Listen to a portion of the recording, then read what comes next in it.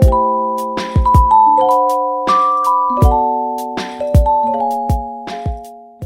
making this video in response to the comments that were made on my wife's video talking about my ex-JW past. To be honest, I'm not really comfortable being in front of the camera and speaking in front of the camera. And also I have this anxiety speaking about this issue, this topic specifically.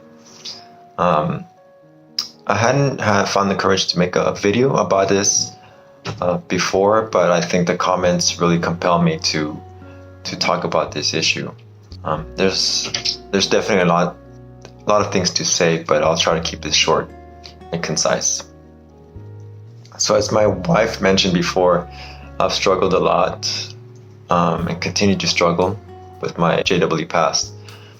In this video, I don't have an interest in appearing as if I overcame this huge struggle and I'm wiser for it or have become self-actualized. That's not the case. I still struggle with things. And the fact is that when you're a JW, especially when you're a young JW, much of your precious time gets stolen and taken from you. And I still feel a mourning. I still mourn over that time that's been lost, especially in my youth. It sort of feels like mourning the death of someone special. And it feels kind of the same way. And it's really affected my self-confidence through these years and even now today. But what I can say is that now I feel that my mind has been free, that it's been unlocked.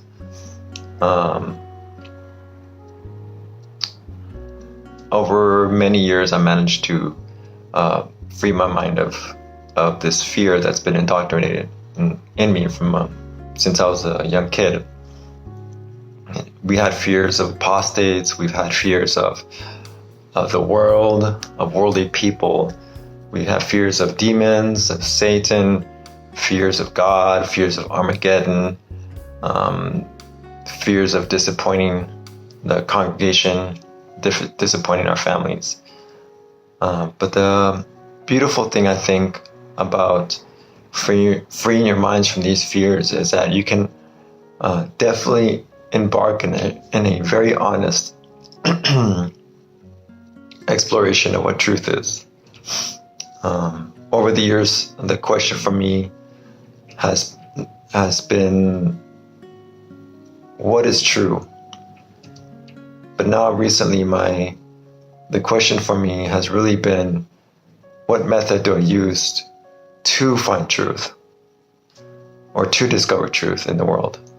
As I got older in the organization, in my late teens, I felt that things didn't seem right, even though I couldn't really express why they didn't feel right.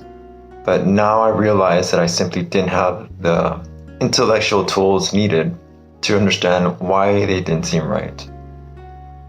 And of course, it was a painful thing to discover how manipulated we all were, not just me, but everybody in the organization, and how emotionally, intellectually, and financially we were stunted as individuals.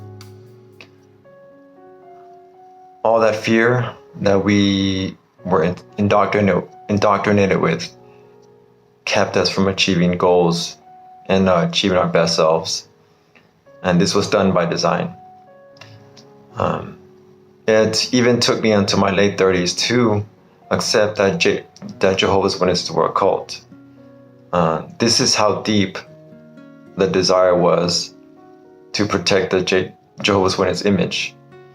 Even after I realized how manipulative and how destructive they were to families and to individuals.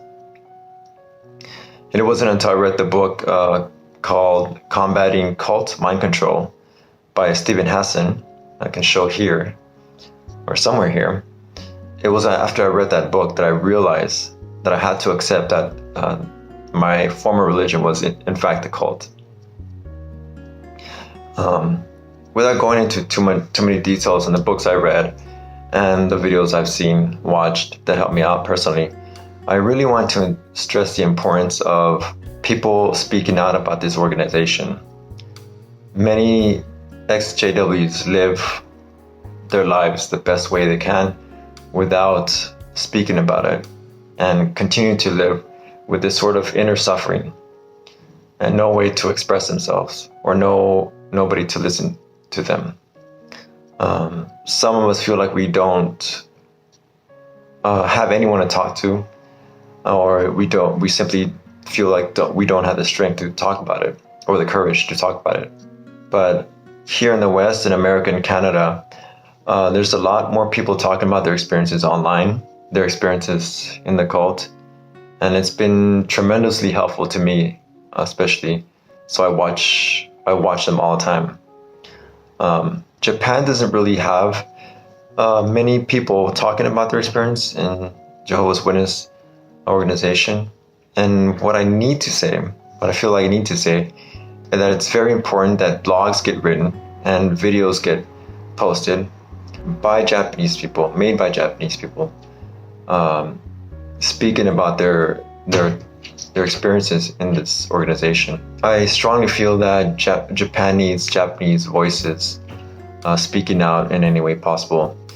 And I know that it's taboo to speak about religion this way, but I feel like the label taboo is really only serves to protect the cult and not really protect the individuals or help people heal. So I just wanted to make this short video in response to some of the comments. And I really like to continue conversations. I think it's important that conversations get started in Japan, obviously by Japanese people, since there's not that many people speaking about it, but I'm pretty sure there's a lot of people suffering and just unable to find a way to speak about it.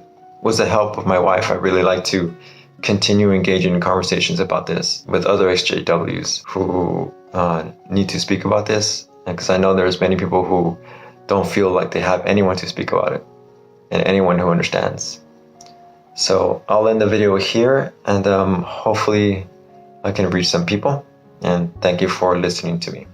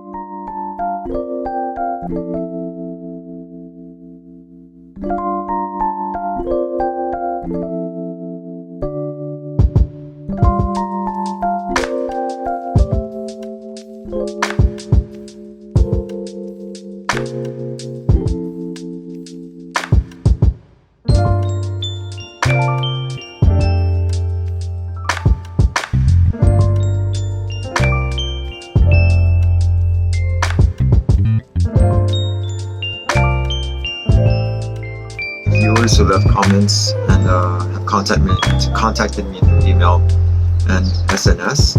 I really appreciate those conversations, and I hope that we can continue to have those conversations in my new channel.